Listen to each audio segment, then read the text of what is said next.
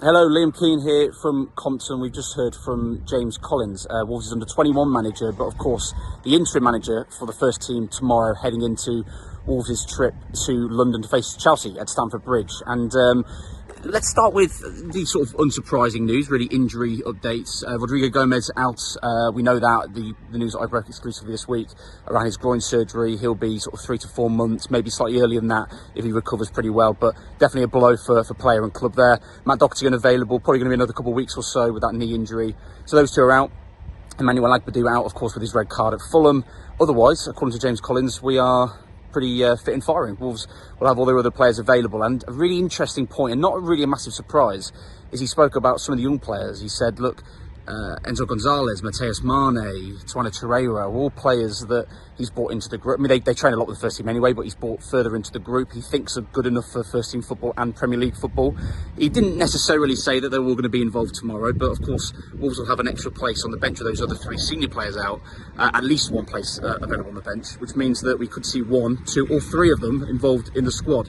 I suspect we'll see a couple of them travel as well, even if they're not involved in the squad initially. So, and I've just seen Tuana Torreira walking out of the first team building this morning or this afternoon as well. So really interesting but slightly unsurprising really note from James there, because remember when James Collins and Steve Davis looked after the first team in 2022, they took 8 games there before Julian Lopetegui was appointed, and at that time they brought through Joe Hodge, who got his debut away at Chelsea in that first game as interim, of course, as well. Hugo Bueno got a start at Crystal Palace in that time. Those two players came through the academy and through into this first team. Hugo Bueno, of course, still here, and as a player that James Collins told me in this press conference today he's lent on to you know, I suppose get a feel of the group and understand the talent and the people that are in there. And one thing I really liked from James Collins' press conference, and look, it's difficult for him to step into this. He's an experienced coach, experienced guy, he's a very good talker, but it's not easy to walk in and, you know, you've got a room full of journalists that you don't speak to very regularly, and all of a sudden you've got to start answering questions. So I think he handled it very well. And one of the things I was really,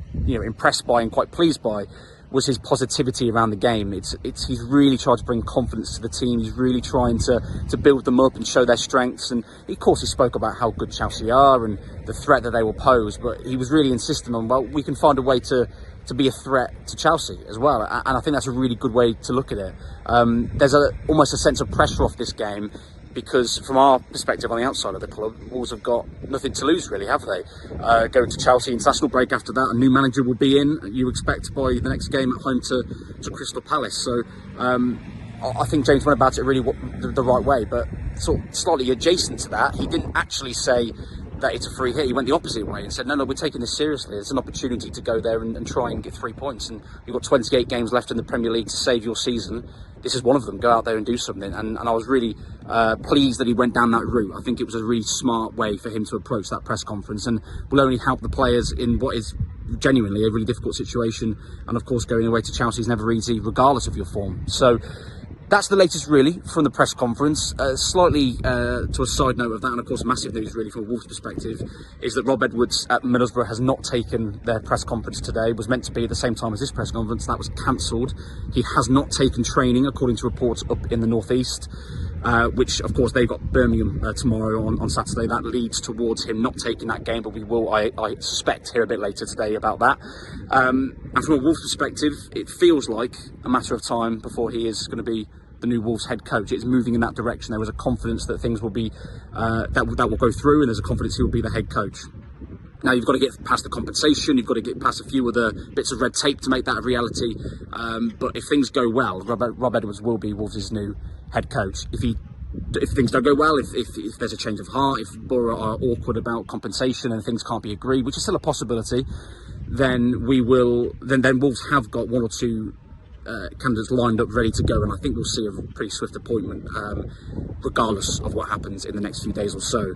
I suspect, I mean, it's roughly 2 p.m. here now. I suspect we'll have a lot of details later today, a lot of things breaking.